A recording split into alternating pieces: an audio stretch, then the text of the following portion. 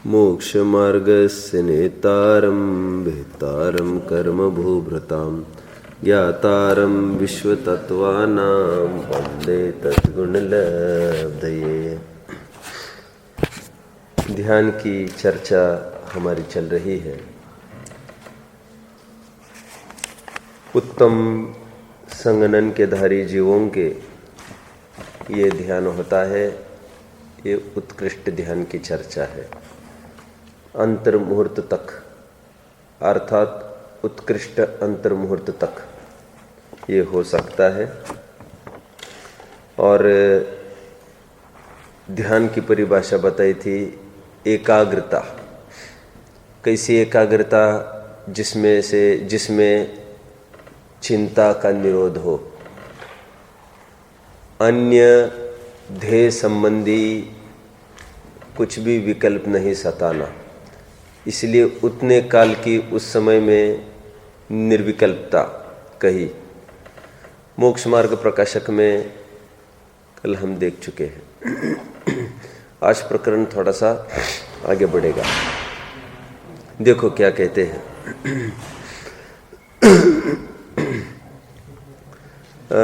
आज तो ये चर्चा करनी है कि अरहंतों में ये संभव है कि नहीं। एक बिंदु पर ये चर्चा करेंगे और फिर सविकल्प निर्विकल्पता के भी आज थोड़ी सी चर्चा करेंगे।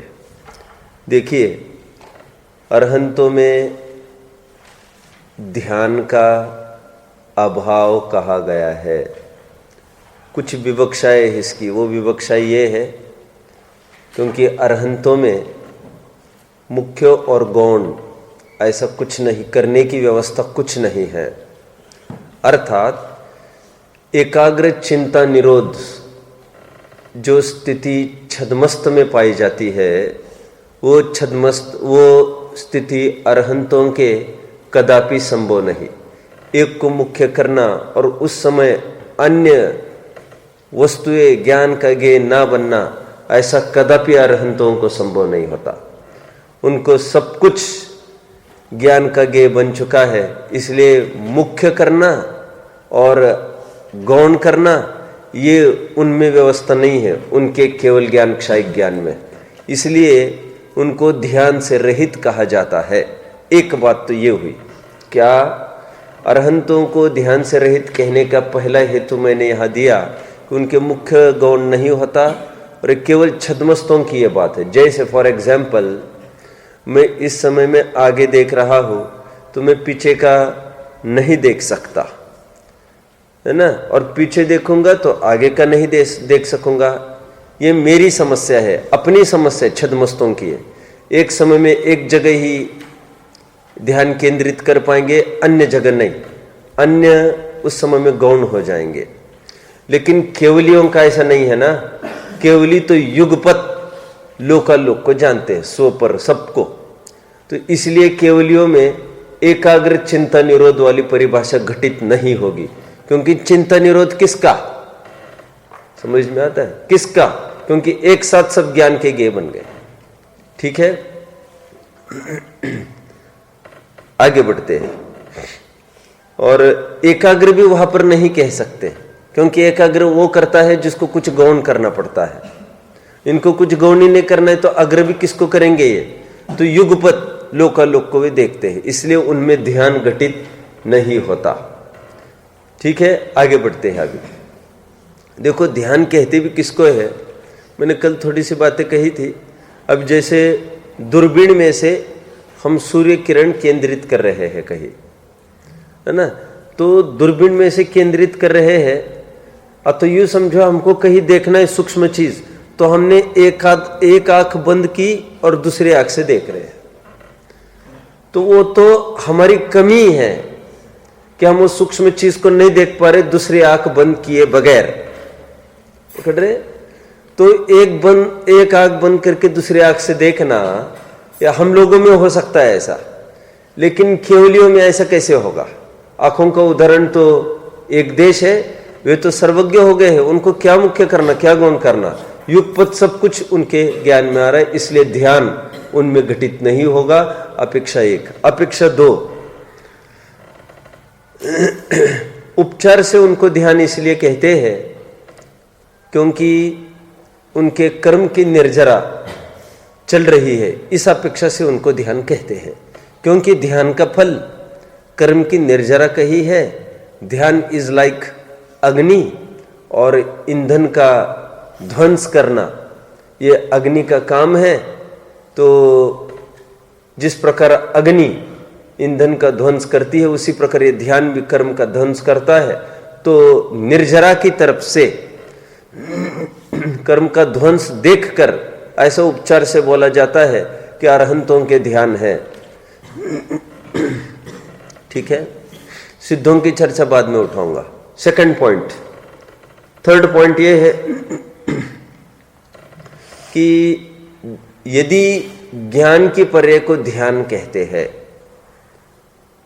और ज्ञान की निरंतरता ही ध्यान है, ये कल हम देखते आए। मैंने कई उदाहरण दिए कल। ध्यान निरंतर जानते रहना, जानना और निरंतर जानना, जानना जानते रहना, ये फर्क कर दिया ना कल। तो ध्यान के लिए मैं ये कह रहा हूं कि यदि ध्यान को ज्ञान की पर्याय माना जाए तो केवल ज्ञान तो प्रकट हो गया 13वें गुण स्थान में, तो वहां पर ध्यान कहने का भी क्या उचित हो गया, पूर्ण हो गया अभी उनका काम। तो उस न्याय से भी वहां पर ध्यान नहीं है। और चौथा नियम अभी आगे हमको देखना भी है। वैसे शुक्ल ध्यान तीसरा अरहंतावस्था में कहा है, लेकिन वह भी 13वें गुण स्थान के अंत में। इसका मतलब यह हुआ किसी भी विधि से उपचार से भी ध्यान कहोगे आप, तो वो भी 13वें गुण स्थान में सर्वत्र नहीं होगा, 13वें गुण स्थान के मात्र अंतिम अंतर्मुहूर्त में सिद्ध होगा। क्योंकि खरेखर निर्जरा भी पूरी 13वें गुण स्थान में थोड़ी होती, इसलिए उपचार भी लागू नहीं करेंगे। क्यों? कौन से कर्म की निर्जरा हुई पूरे 13वें गुण स्थान में, बताना। तो कोई गुण स्थान की, कोई कर्म की निर्जरा नहीं हुई है। केवल 13वें गुण स्थान के अंत में कुछ कर्म की निर्जरा वहां पर होगी।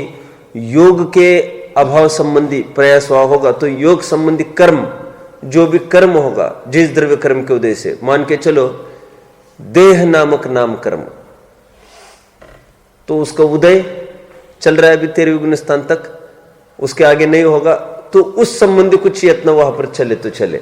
बाकी दूसरे कोई कर्म की निर्जरा नहीं होती। सच पूछो तो आप जानते हो, आप जानते होंगे 63 प्रकृतियों का नाश 12वें गुण स्थान के अंतिम समय तक होता है। इसलिए पूजन में आप पढ़ते हैं 63 प्रकृति नाश। जयमाला में आता है किसी कर्मण की 63 प्रकृति नाश। तो अभी मुझे कहना यह है कि अरहंतों के 63 प्रकृतियों का नाश हुआ है, अभी नहीं, अभी तक।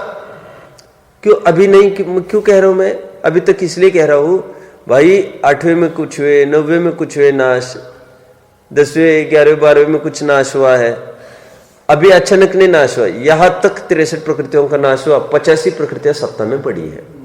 अब इन 85 प्रकृतियों का कब कब होगा क्षय?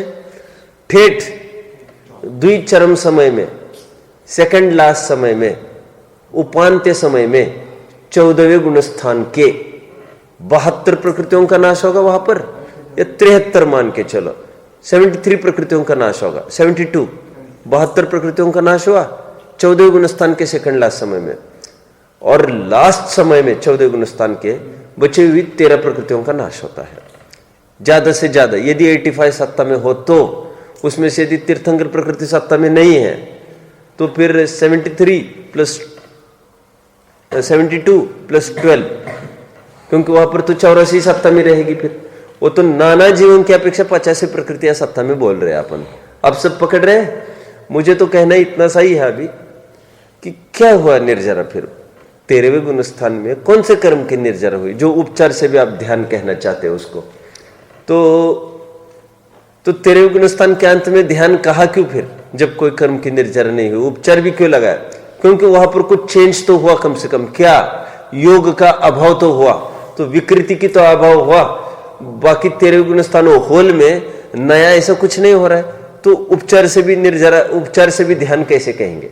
तो उपचार से भी ध्यान 13वें गुण स्थान के अंत में कहेंगे।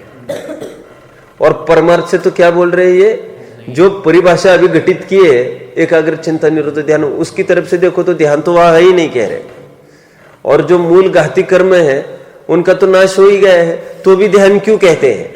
ये भी दूसरी विवक्षा जोड़ रहे साथ में। मूल कर्म तो घाती कर्म था जो अनुजीवी गुणों का घात करे, और वो तो रहा ही नहीं। अभी ध्यान किसके लिए? जब जिसको जलाना है ऐसी सामग्री रही ही नहीं, अभी आग काय के लिए बुझा जलाना? अभी ध्यान काय के लिए करना जब कर्म का ही नाश हो गया, या फिर घाती कर्मों को ही कर्म कहा जा रहा है एक अपेक्षा से। ठीक है, आगे बढ़ते हैं। तो ये 4 बिंदु हमने यहां से देखे। और एक तो ज्ञान की परे को हम ध्यान कहते हैं, तो भी ज्ञान की पूर्णता हो चुकी है तेरे गुण स्थान में, तो भी अभी ध्यान कहने का क्या उचित रहा? ठीक, तो वो हो गए, बस पहले पॉइंट में ही ज्ञान पूर्ण हो गया तो हो गए ध्यान। अभी इसके बाद क्यों कह रहे हो? बस परंपरा की अपेक्षा वो तो उपचार पड़ गया ऐसा। ये हमने थोड़ा सा अरहंतों में ये देखने का प्रयास किया कि ध्यान उनके होता नहीं और उपचार से कहा भी जाता है, तो क्यों, कैसे? अब सिद्धों में थोड़ा देख लेते हैं हम। सिद्धों में, अरहंतों में तो कदाचित ये बोल सकते थे, अरे भैया घाती कर्म का भले अभाव हुआ होगा, लेकिन अघाती कर्म का तो नाश होना है, उसके लिए तो ध्यान करना ही पड़ेगा। इसलिए 13वें 14वें गुणस्थान में शुक्ल ध्यान का तीसरा और चौथा पाया हो जाता है। तीसरा और चौथा भेद जो शुक्ल ध्यान का कहा है वो अघाती कर्म के लिए, क्या वे कर्म नहीं है? तो ये तो भले ही ये दलील दी जा सकती थी, कहां पर? ये अरहंतों के लिए कि उनके कदाचित ध्यान को, लेकिन सिद्धों के अब कुछ ही कर्म नहीं रहा है तो उनके ध्यान क्यों कहना? तो इस अपेक्षा से उनके ध्यान नहीं कहा है। और एकाग्र चिंतन निरोध वाला तो सवाल ही खड़ा नहीं होता, वो तो अरहंतों में ही नहीं था। यहाँ पर तो अघाती कर्म भी नहीं है, अभी उपचार भी क्यों लागू होगा? लेकिन फिर भी एक अपेक्षा से उनको ध्यान कहेंगे। किस अपेक्षा से? यदि हम अच्छा, एक अपेक्षा से नहीं भी, ऐसा भी है, थोड़ा समझ लो। यदि ध्यान को हम चरित्र गुण की पर्याय कहते हैं, क्या बोला? यदि हम ध्यान को चरित्र गुण की पर्याय कहते हैं तो ध्यान की पूर्णता ठेठ 14वें गुण स्थान के अंतिम समय में होगी। अभी मैंने कहा ना, ध्यान को ज्ञान की तरफ से भी देखा जा सकता है, चारित्र की तरफ से भी देखा जा सकता है। यदि चारित्र की तरफ से कहते तो ठेठ 14वें गुण स्थान के अंत समय में फिर मानना पड़ेगा कि वहां पर ध्यान हुआ। तो अभी इसके आगे तो ध्यान होना नहीं, लेकिन ध्यान जब चारित्र गुण की पर्याय आप कह रहे हो तो हमारा प्रश्न है कि चारित्र गुण का वहां पर निर्मल परिणमन चल रहा है कि नहीं चल रहा है अरहंत सिद्धों के, और अनंत काल चलेगा कि नहीं चलेगा उनके? जब चलेगा तो उनके ध्यान कहना पड़ेगा, क्योंकि ध्यान चारित्र गुण की पर्याय है। तो चारित्र गुण तो है और उसकी वितरागता चलती रहेगी, तो वितरागता ही तो ध्यान है, और क्या है? तो निरंतर वे मैं आत्मा हूं ऐसा मानकर जानकर उसी में रम जम रहे हैं कि नहीं, तो फिर ऐसा रमना जमना की तरफ से उसको भी ध्यान कहेंगे। इसलिए सिद्धों के भी किसी अपेक्षा से ध्यान कहा है। लेकिन कर्म ध्वंस एक कार्य की तरफ से ध्यान का फिर निषेध भी किया। ऐसी दोनों विवक्षा है वहां पर समझना। आगे के हाँ, और एक बिंदु देखना है, फिर आगे बढ़ना है। अभी देखना ये है, कल थोड़ा सा यहाँ पर प्रकरण भी आया था। अक्षत नहीं है क्या आज? क्या बात है, चला गया वो? अच्छा बोलो। जैसे ऊपर आपने बताया ना ज्ञान की पर्याय को ध्यान कहा, हाँ, तो हम बताते हैं कि ज्ञान की पर्याय पूर्ण हो गई, हाँ, तो अब ध्यान की जरूरत नहीं, मतलब हाँ, ध्यान अगर इसमें निरंतर रहेगा तो कहने की जरूरत नहीं। बराबर। तो ऐसे सिद्धों में लग जाएगा कि 14वें गुण स्थान के अंत में पूर्ण हो गया ना चाहे की पर्याय, बराबर। तो फिर ध्यान कहीं क्यों रहे? हाँ, नहीं कह रहे हैं, परंपरा की अपेक्षा से कहा जाएगा। लेकिन एक प्रकार से विचार करें थोड़ा, चरित्र गुण सदाकाल बना रहेगा, उसका निर्मल परिणमन भी सदाकाल बना रहेगा। तो जब सदाकाल बना रहेगा तो उसी को तो ध्यान कहते, चारित्र गुण के शुद्ध परिणमन को, तो ध्यान क्यों न कहा जाए? स्थिरता होगी कि नहीं उनके अनंत काल तक स्थिरता, तो स्थिरता मतलब ही चारित्र मतलब ही ध्यान, तो क्यों ध्यान नहीं कह सकते हम? तो स्थिरता की तरफ से बोल दिया फिर ध्यान। लेकिन कोई नया उद्यम नहीं है स्थिरता के लिए, एक प्रकार से वो परंपरा की अपेक्षा से कहा, इसलिए फिर उपचार से ध्यान बोला जाता है। और एक प्रकार से नया ही प्रयास चल रहा है उनका, लेकिन नया प्रयास के अभी ना कर्म का उदय था जिसको लेकर क्षय भी करना था, ना कुछ करना था, चल रहा है, बस प्रक्रिया में चल रहा है उनका। तो ध्यान कहेंगे भी और नहीं भी कहेंगे, ऐसी दो विवक्षाएं हैं। अभी और एक कल प्रकरण आया था निर्विकल्प और सविकल्प का, इसको भी थोड़ा समझ लेना। अरहंत भगवान निर्विकल्प है कि सविकल्प है, इसको देखना है अभी हमको। तो देखिए दोनों बातें संभव है। अरहंत भगवान निर्विकल्प भी है और अरहंत भगवान सविकल्प भी है।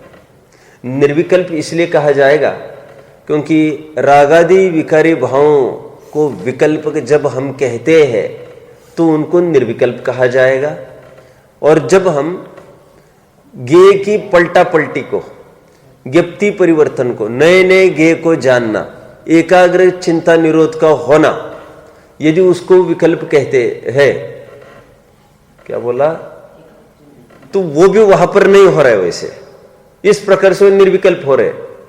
परंतु एक प्रकार से सविकल्प ऐसे है, ज्ञान का स्वरूप ही सविकल्पात्मक बताया गया है। कहां पर? दर्शन को निर्विकल्प प्रतिभास कहते हैं, ज्ञान को सविकल्प प्रतिभास कहते हैं। आप सब जानते हो, निराकार प्रतिभास, साकार प्रतिभास।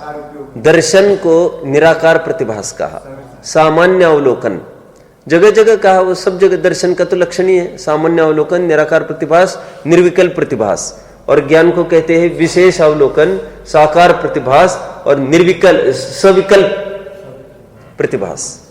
तो सविकल्प भाई साहब ज्ञान के स्वरूप में ही सविकल्पना पड़ा है, तो ज्ञान जब तक रहेगा तब तक सविकल्पना पड़ा रहेगा।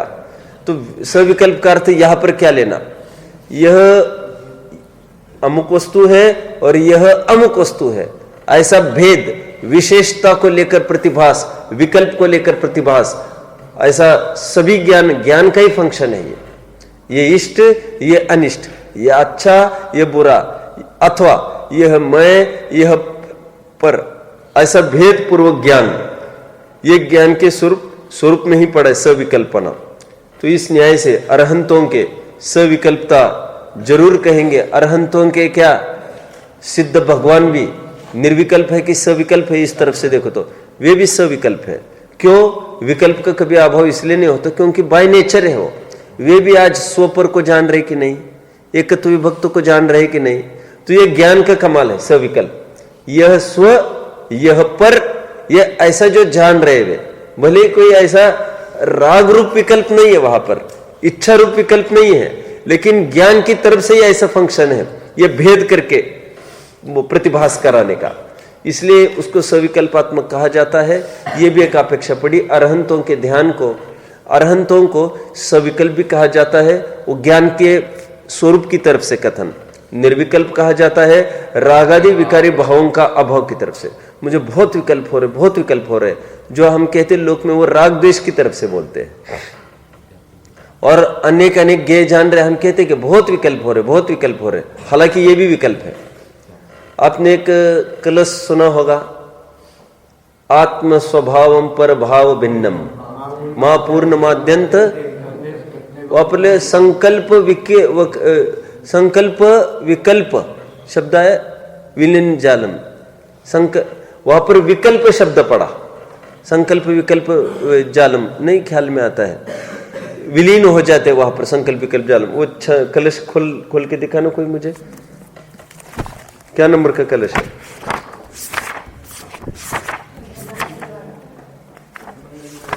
ये प्रारंभ ही है बिल्कुल। ये तो देखिए, सुनिए, आत्म स्वभावम, ये 10वां कलश है। आत्म स्वभावम परभाव भिन्न मा पूर्णमाद्यंत विमोक्तमेकम विलीन संकल्प विकल्प जालम प्रकाशयन् शुद्ध नयोभ्युदेति। मुझे अर्थ खोलना है, विलीन संकल्प विकल्प जालम। इसमें जयचंद जी ने क्या अर्थ खोला ये मैं पढ़ के दिखाना चाहता हूं थोड़ा। वैसे मैं पहले बोलूं आपको, अभी दोनों आमने सामने खड़े आज, संकल्प और विकल्प। जब विकल्प खड़ा था सामने तब तो आप कर सकते थे अर्थ मन चाहा, लेकिन यहां पर ऐसा अवसर नहीं मिलेगा आपको, क्योंकि यहां पर संकल्प का भी अर्थ करना है, विकल्प का भी। तो अर्थ ये किया संकल्प का, राग द्वेष का होना संकल्प, और विकल्प का अर्थ किया जो ज्ञान ज्ञेयाकार हो रहा है। क्या बोला? ज्ञेयाकार मतलब ज्ञेय सरीखे आकार का हो रहा है, मतलब ज्ञान जो अनेक अनेक ज्ञेयों को जान रहा है उसको कहते विकल्प। अब सब पकड़ रहे? और इसी धारा पर फिर आगे पूरा प्रकरण चलता गया। जैसे मैं हमेशा कहूं कि आगे भी कही लिया है ना, हमने पढ़ी थी। चलो इसको पहले पढ़ो, फिर और पोषक में प्रकरण दिखाऊंगा। देखिए क्या कह रहे भावार्थ में, विलीन संकल्प विकल्प जालम वाला भावार्थ। भेद को अत्यंत गौण करके, एक मिनट,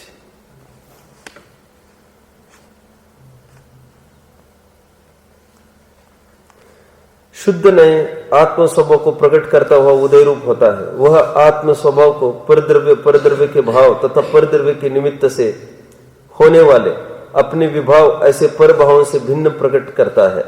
और वह आत्म स्वभाव संपूर्ण रूप से पूर्ण है, समस्त लोकालोक का ज्ञाता है, ऐसा प्रकट करता है।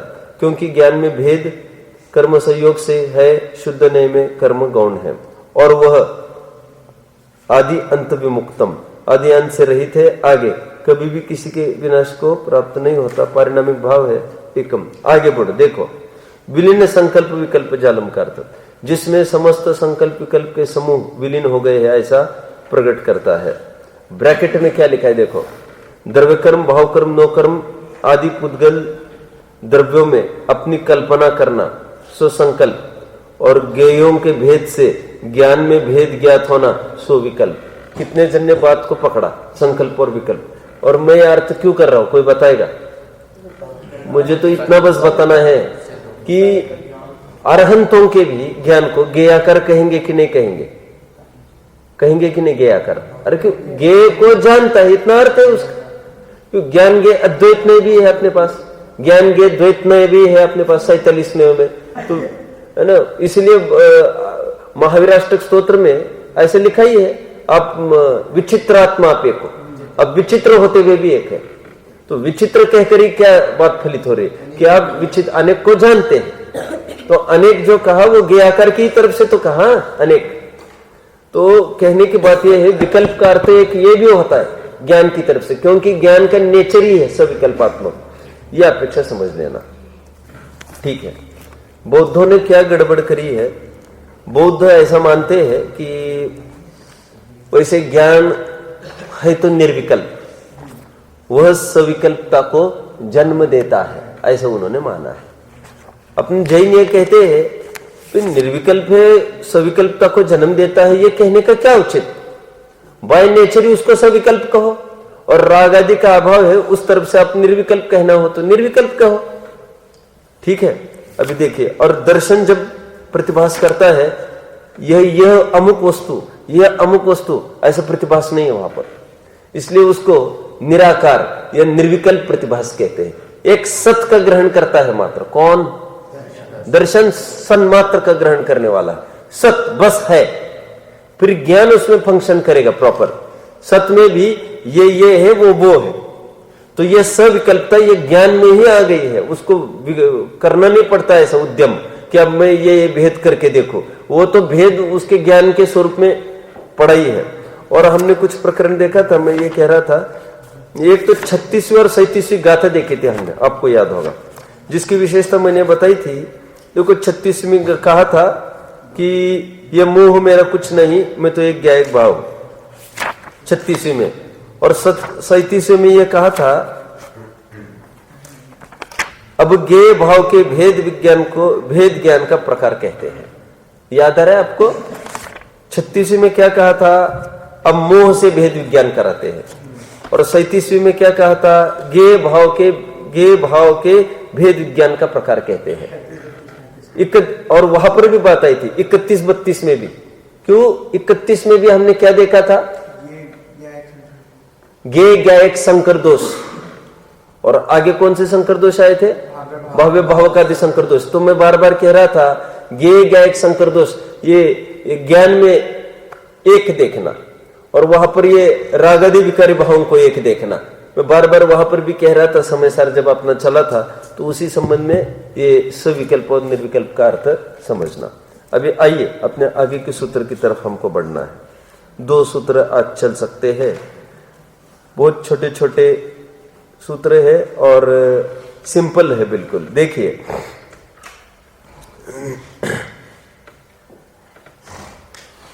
2800 सूत्र चलेगा। आर्द्र रौद्र धर्म्य शुक्लानी, मिल रहा है सबको सूत्र? देखिए ये ध्यान के भेद बताए जा रहे हैं। 4 प्रकार के ध्यान है कह रहे हैं, आर्त ध्यान, रौद्र ध्यान, धर्म ध्यान और शुक्ल ध्यान। देखो धर्म ऐसा नाम नहीं है मूल में, धर्मीय ऐसा मूल नाम पड़ा है, ये थोड़ा जानने लायक है। धर्मीय मिया देखो ना वहां पर मो को ये जोड़ा है ना, क्यों?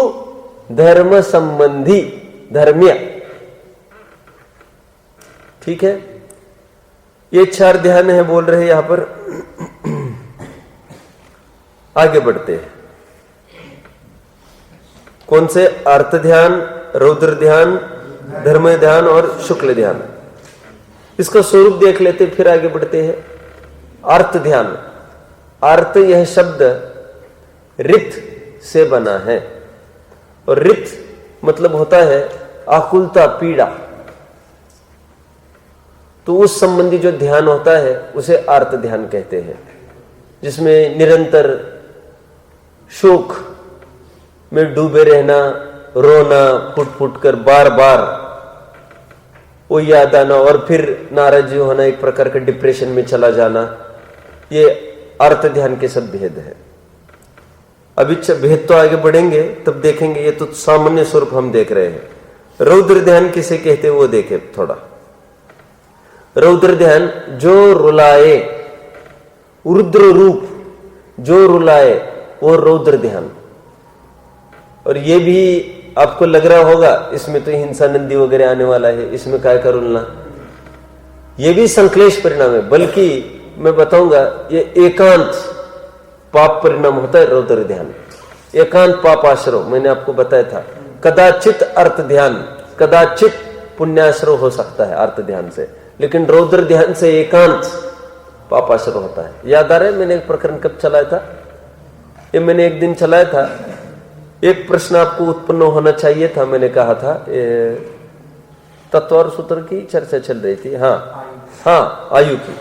मैंने ये पूछा था कि क्यों यदि अर्थ ध्यान से तिर्यंच आयु का आश्रय होता है कहते हैं, रौद्र ध्यान से नरक आयु का आश्रय होता है कहते हैं, तो एक प्रश्न तो बहुत स्वाभाविक था उत्पन्न होना हमको आज तक, क्या कि फिर ये मनुष्य आयु और देव आयु ये कौन से कारण से उत्पन्न हो रही है?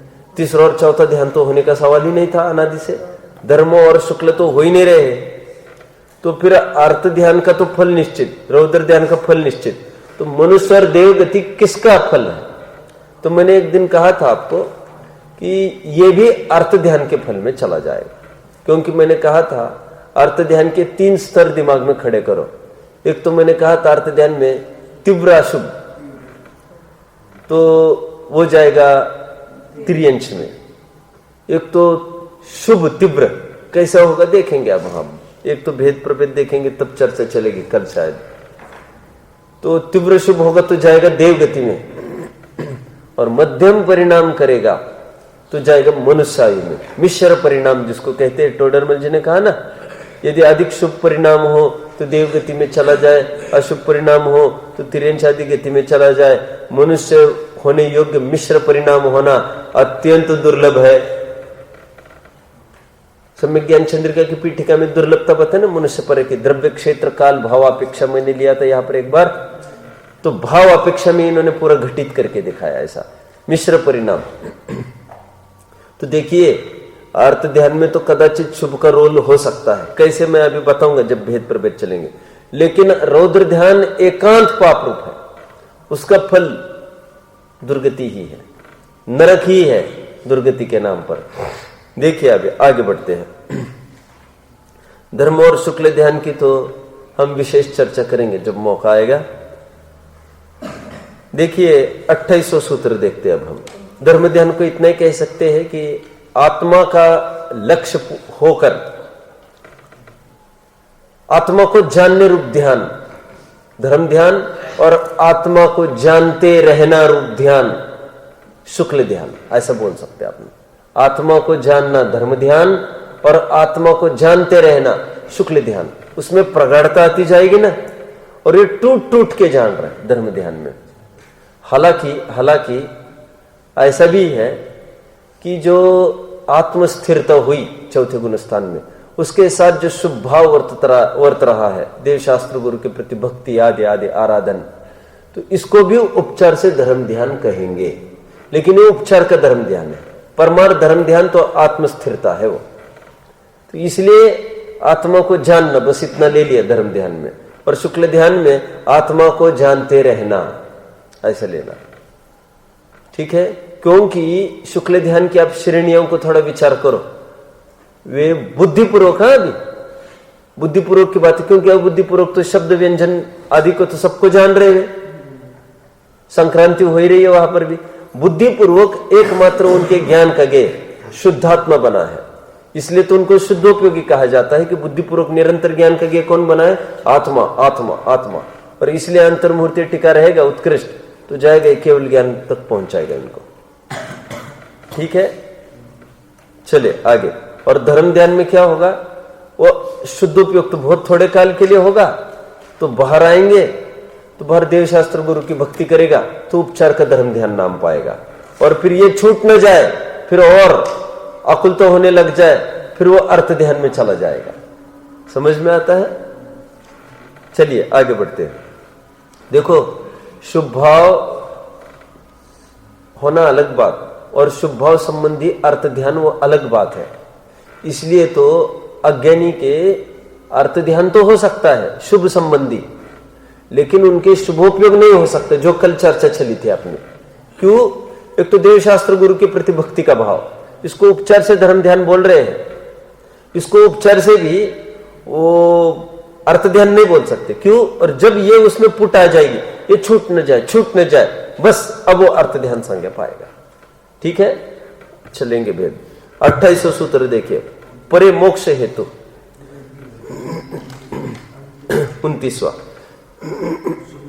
29वां सूत्र देखिए, परे मोक्ष हेतु। परे ये द्विवचनी शब्द है, और मोक्ष हेतु द्विवचनांत, ऐसा जो कथन है ना परे, वो द्विवचनांत मतलब अंतिम के दो लेना।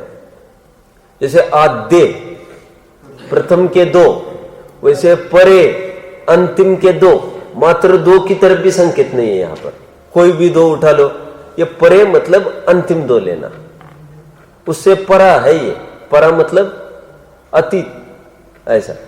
तो अंत के दो ध्यान धर्म और शुक्ल ध्यान ये मोक्ष के हेतु है, परिशेष न्याय से। बोलिए, परिशेष न्याय से। आद्य पहले दोनों ध्यान है संसार हेतु, पहले दो ध्यान है वे संसार के हेतु है। देखो, मोक्ष मार्ग में तो चारों होंगे, पकड़ रहे, लेकिन मोक्ष मार्ग में होना अलग बात और मोक्ष मार्ग होना अलग बात। मोक्ष मार्ग में भी अर्थ रौद्र ध्यान होते हैं, लेकिन वे संसार के कारण है। अरे जो 10वें गुण स्थान में भी आश्रम बंद हो रहा है, वो भी संसार का कारण है कि नहीं, कि मोक्ष का कारण है? मोक्ष के मार्ग में तो आ रहा है, लेकिन कारण नहीं है। परे मोक्ष हेतु, ये धर्म और शुक्ल ध्यान मोक्ष का हेतु है। इसमें भी प्रॉपरली क्या बोल सकेंगे हम? धर्म ध्यान मोक्ष का हेतु है, शुक्ल ध्यान मोक्ष का हेतु है। ये दोनों को कैसे वजन कैसे लाया जा सकता है शुक्ल ध्यान पर? ऐसा कहेंगे, धर्म ध्यान मोक्ष का परंपरा कारण है, शुक्ल ध्यान मोक्ष का साक्षात कारण है। साक्षात किसको कहते मालूम? डायरेक्ट अंतिम पॉइंट तक ये था। देखो, मैं ये कह रहा हूं कि मुझे जाना है, मान के चलो, कल्पना ही है वैसे तो, ये विदेश में जाना है, क्योंकि मुझे उदाहरण घटित करना है। तो हुआ क्या, यहां से मैं गाड़ी में बैठा तो लोगों ने धक्का लगाया गेट तक, तो गाड़ी चालू हो गई। यहां तक गाड़ी से मुझे छोड़ा रेल तक, अलीगढ़ के। तो फिर अलीगढ़ के रेल से मैंने रेल पकड़ी, गए दिल्ली में। दिल्ली में पकड़ा प्लेन और प्लेन से गए विदेश में।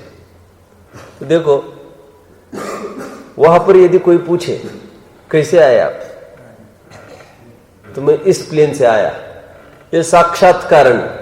लेकिन उस प्लेन तक पहुंचाने वाले ये रेल गाड़ी, इवन ये धक्के, ये भी कारण है कि नहीं? हाँ, परंपरा कारण है कि इन्होंने ओरिजिनेट किया ना पूरा, ये नहीं होते तो। लेकिन साक्षात उस पॉइंट तक पहुंचाते समय कौन था? बड़ा योगदान किसका? जिसके, हाँ, और फिर जिसके हुए बिना वो बड़ा नहीं होता, वो छोटा, वो परंपरा कारण कहेंगे उसको, ऐसा। तो धर्म ध्यान, ये इसलिए देखो ना, ये धर्म ध्यान बैटन पास करेगा शुक्ल ध्यान को। जिस प्रकार धर्म ध्यान के साथ साथ आर्तर उधर भी रह सकते हैं, वैसे थोड़ी ना धर्म और शुक्ल एक साथ कभी रह सकेगा। जिस समय धर्म होगा उस समय शुक्ल कभी नहीं होगा, और जिस समय धर्म का अभाव होगा और आगे बढ़ना होगा, बस उसी पॉइंट से शुक्ल चालू होगा। वो क्या गुणस्थान होगा? गुणस्थान की परिपाटी हमको आगे पढ़नी है, देखनी है, चलना है आगे। तो इसलिए मैंने नई परिभाषा बनाई थी, एक तो जानना और जानते रहना। तो जानने पूर्वक ही तो जानते रहना चलेगा, नहीं तो जाना ही नहीं होता तो जानते रहना भी कैसे संज्ञा बैठती फिर। तो ये 29वां सूत्र भी हमारा पूरा हुआ, परे मोक्ष है। तो बहुत छोटे छोटे सूत्र है ये। अब हम आगे बढ़ते हैं और बहुत सुंदर चर्चा भी करूंगा और नई नई चर्चा भी आएगी। कितने सूत्र रहे अभी? तो 29 सूत्र हुए ना, 30वां सूत्र चलेगा।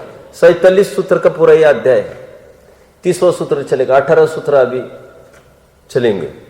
देखिए 30वां सूत्र क्या कहते हैं। अभी क्रमशः एक एक का अर्थ बताना उनको अभिष्ट है। यहां पर 4 सूत्र देखिए 30, 31, 32, 33, ये चारों सूत्रों में ये अर्थ ध्यान के भेद बताए जाएंगे। 4 सूत्र लगाए, 4 एक सूत्र में भी निपटा सकते थे, लेकिन तत्वार सूत्र में पूरे 357 सूत्र में 4 सूत्र इस अकेले ने घेर लिए हैं। कितने छोटे छोटे सूत्र है देखो, अर्थ ध्यान के भेद बता रहे हैं। 30वां सूत्र देखिए, आर्तम, संधि विच्छेद करके मैं पढ़ता हूं। आर्तम, म हलंत होगा, अ बाहर निकलेगा। अमनोज्ञस्य संप्रयोगे तत् विप्रयोगाय स्मृति समन्वाहार। समझ रहे होंगे आप सब अर्थ इसका। अर्थम अमनोज्ञस्य, अमनोज्ञ के, अनिष्ट, अमनोज्ञ मतलब अनिष्ट के, अनिष्ट संयोग के संप्रयोगे, उसका संयोग हुआ था अनिष्ट का, तो तत् विप्रयोगाय, उसका विप्रयोग मतलब उसका अभाव हो जाए, ऐसी स्मृति, ऐसा निरंतर स्मृति पूर्वक समन्वाहार, स्मृति पूर्वक संकल्प करना, निरंतर उसी की धुन रट लगाना, वही उसी का घोलन मनन चिंतन चलना। क्या जो अनिष्ट का संयोग हुआ है अब वो कैसे हट जाएगा, कैसे हट जाएगा, कैसे हट जाएगा। ये पहला अर्थ ध्यान हुआ। बोलिए, इसको कहते हैं अनिष्ट संयोगज। कैसे हटे, कैसे हटे, इसके 2 भेद करेंगे आप।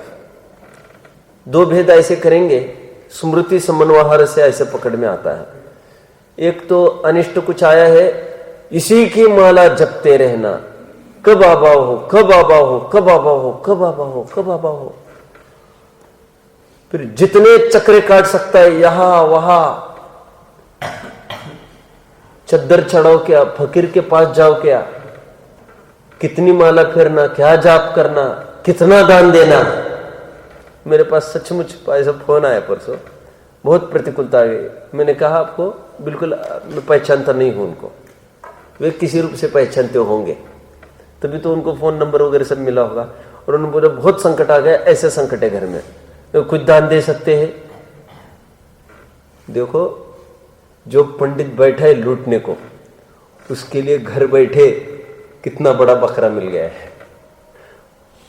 अज्ञानियों को मैंने कहा देखो आप ये ब्रह्म, आप कल्पना नहीं करेंगे मैंने उनको क्या प्रायश्चित बताया होगा।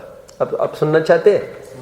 देखो उन्होंने कहा क्या प्रायश्चित कर सकते हैं हम? बोलो बहुत तकलीफ हो रही और कोई हल नहीं हो पा रहा है, आपके पास कुछ सॉल्यूशन है तो आप ये कर सकते वो कर सकते हम, ऐसे वो पूछ रहे थे। तो मैंने कहा देखो सबसे पहले तो आप एक काम करो। मैंने उनको सबसे पहले कहा आपको संतान संबंधी तकलीफ हो रही है, वो लड़की भाग के जाना चाहते, इंटरकास्ट करना चाहते, उसके संबंधी तकलीफ है।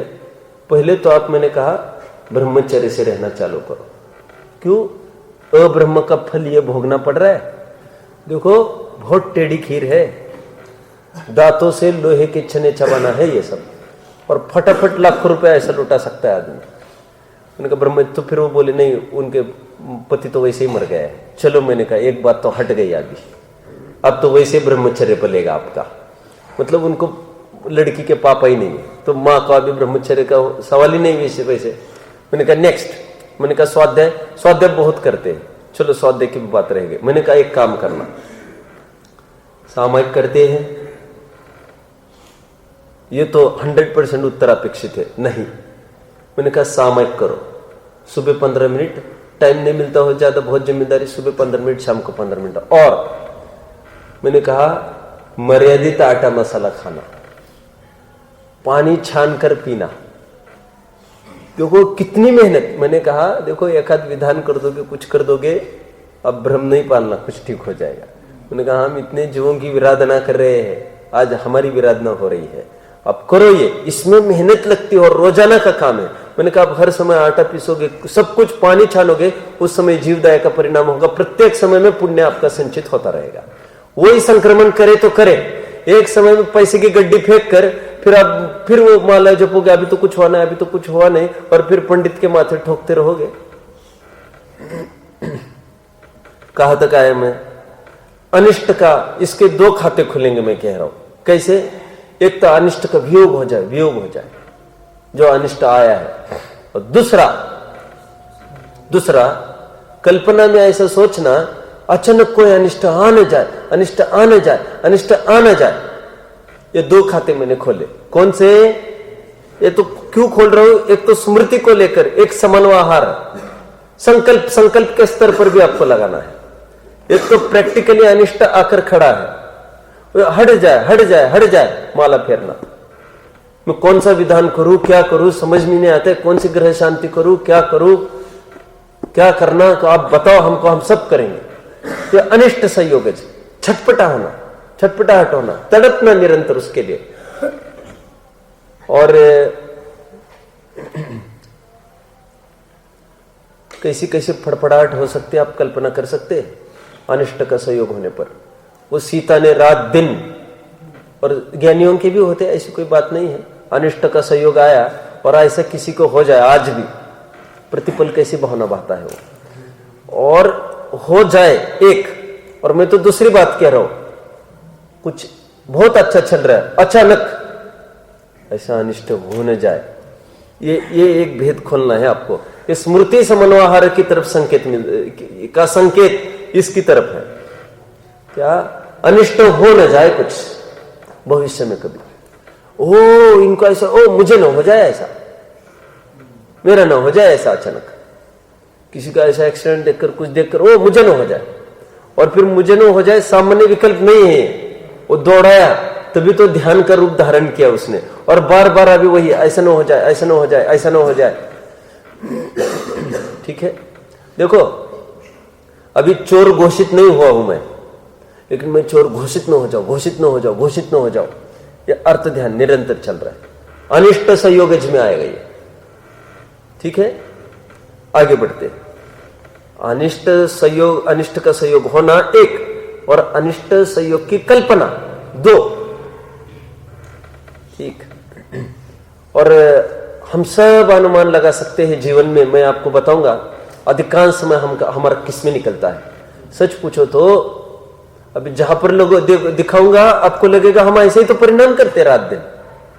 क्या अनिष्ट संयोग ना हो जाए मतलब रोग ना हो जाए, दरिद्री ना हो जाए, ऐसा ना हो जाए, वैसा ना हो जाए, निरंतर चोरी ना हो जाए, कोई यहां से आया तो वहां से आया तो, और बच्चे बिगड़ गए, बहू ऐसी आई तो, ऐसा हुआ तो, वैसा हुआ तो, निरंतर इसी के विकल्प में जीवन खत्म होता है।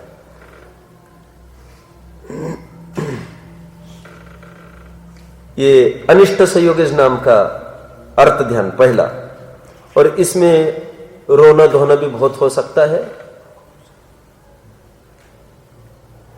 कुछ भी किसी भी के रूप में, अभी इष्ट वियोगज तो आगे चलना है, ये राम में घटित होगा इष्ट वियोगज धर्म ध्यान। क्या सीता चली गई, अब सीता चली गई, एक सीता चली न जाए ऐसी कल्पना, ऐसे दो खाते वहां पर भी खोलना। अनिष्ट देखो थोड़ा मिक्स करने की बात नहीं है इसमें, कोई रोग हो उत्पन्न हो न जाए, अथवा हुआ हो तो हट जाए, ये अनिष्ट संयोगज। और इष्ट वियोगज ये जो अनुकूलता है, ये हट न जाए कल्पना के स्तर पर, और प्रत्यक्ष में हट गई तब तो कर ही रहा है अर्थ ध्यान, उसमें क्या बड़ी बात आई। ठीक है, देखो मंदोदरी है, घर से बाहर निकला रावण सबसे पहली दफे खरदूषण का साथ देने के लिए, युद्ध के लिए, और आज जो हादसा होने वाला था कौन सा, सीता के साथ पहली मुलाकात होने वाली थी इसकी। तो बाहर निकलते समय एकदम पेड़ पर देखा, वो विचित्र आवाज करने लग गया, एक पक्षी कौवा। बोले आज कुछ अपशकुन होने वाला है, ये देखो दीपक भी बुझ गए, देखो अब ऐसा हो न जाए। कौन सा अर्थ ध्यान होगा ये, अनिष्ट संयोगज। और इष्ट वियोगज, ये अच्छी जो चीज है हमारे पास वो चली न जाए। अनिष्ट संयोगज, खराब चीज है वो हमारे पास आने जाए। अनिष्ट संयोगज, ये कैसा आ गया भाग्य में मेरे, ये कैसा आ गया भाग्य में मेरे, अनिष्ट संयोगज।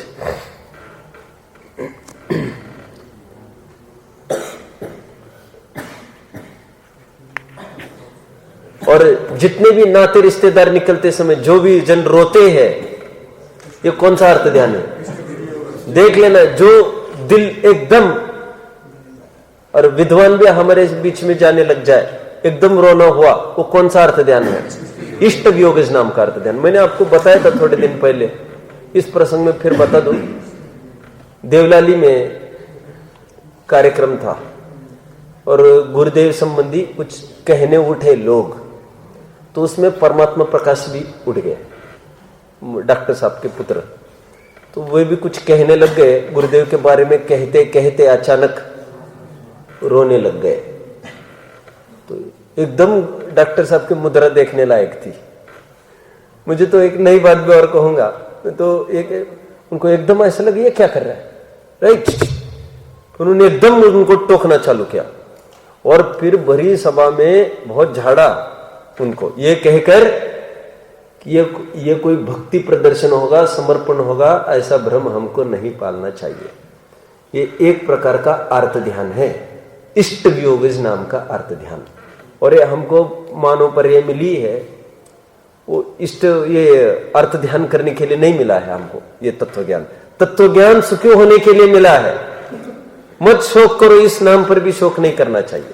ये शोक सभा नहीं चल रही है। हम हमारे जीवन में कैसे बेटरमेंट ला सकते हो उसका विचार करो, ठीक है। विद्वान चले जाए। हालांकि ये जो इष्ट वियोगज धर्म ध्यान है ना, ये पुण्यबंध का कारण है। हालांकि आप समझ रहे अभी क्या क्या बोला मैंने, ये जो स्तर खोल रहे ना, संपत्ति चोरी हो गई, अरे संपत्ति मेरी चोरी हो गई, अब मेरे अरमान सब टूट फूट गए, ये पाप बंध का कारण था ये। और मैं बार बार कह रहा हूं, इष्ट वियोगज धर्म ध्यान ये पुण्य बंध का भी कारण होता है। इसी से तो मनुष्य और देवायु की, क्यों, देव शास्त्र गुरु का समागम छूट न जाए। समझ में आता है, देव शास्त्र गुरु का समागम निरंतर मिलता रहे हमको, हम छूट न जाए उससे। मरते समय में भी वही है, तो अर्थ ध्यान, घबराना नहीं है, तो अर्थ ध्यान है। और घबराते क्यों, क्योंकि 5वें 6वें गुणस्थान तक अर्थ ध्यान होगा ना, ठेठ 6वें गुणस्थान तक अर्थ ध्यान होने वाला है। मुनि तक को इस स्तर का अर्थ ध्यान होने वाला है। कैसा कि अरे ये अच्छे थे चले गए, संगस्त कोई मुनि, इष्ट वियोग अर्थ ध्यान देखो हो पड़ा उनको। और मैंने आपको एक दिन बताया था, अचानक आहार के लिए निकले और एक अंतराय कहा उनको, अश्रुपात नामक अंतराय, अचानक आंख में से आंसू आना, बताया था मैंने आपको। 32 अंतराय में मुनियों के एक अंतराय कहा, अश्रु संपात, कि अश्रु आना। तो प्रश्न हुआ कि अश्रु कैसे आ सकते हैं मुनि को? फिर अभी 2-4 दिन का हादसा हुआ हो, कोई दिग्गज आचार्य जो परछाई जैसे खड़े थे आज तक, इनके मतलब छत्र छायावत खड़े थे, आज बस वो चले गए हैं, ये निराश्रय महसूस कर रहे, अचानक विकल्प बना, आंसू आ गया, अंतराय, भोजन से लौट जाएंगे। मुझे तो अभी अंतराय की बात नहीं करनी, क्या कहना है, इष्ट वियोगज नाम का अर्थ ध्यान इनके चल रहा है। अरे ये चले गए। छठे गुण स्थान में भी ये संभव है और ये पुण्यबंध का कारण है, लेकिन उचित नहीं है क्योंकि ये संसार का हेतु है, ये बोला जा रहा है। ठीक है, ये 30वां और 31वां सूत्र तो हमने पढ़ के लिया। यहाँ पर 31वें सूत्र का अर्थ भी हमने यहां से किया है। सूत्र इतना ही है, विपरीतम मनोज्ञस्य, जो मनोज्ञ अर्थात इष्ट वस्तु है उसमें विपरीत, अर्थात बोलिए ये छूट न जाए इष्ट संयोग, तो ये होगा इष्ट वियोगज नाम का अर्थ ध्यान। ऐसे 2 अर्थ ध्यान हुए, बचे हुए 2 अर्थ ध्यानों की चर्चा अगले पीरियड में करेंगे। ओम नमः।